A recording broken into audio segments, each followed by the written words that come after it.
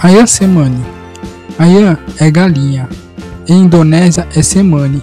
Pode ser traduzido como totalmente preta em javanês. É uma rara espécie de galinha nativa da Indonésia. Veja origem e descrição.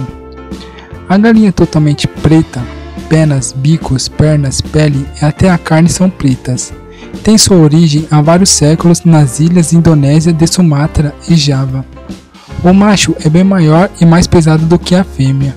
O galo pesa entre 2 kg e 3 kg, ao passo que a galinha pesa entre 1 e 1,5 kg. As fêmeas possuem postura anual média de 150 ovos, que são claros cor creme e pesam cerca de 40 gramas. E esse foi o vídeo de hoje. Se você gostou, inscreva-se no nosso canal e tchau!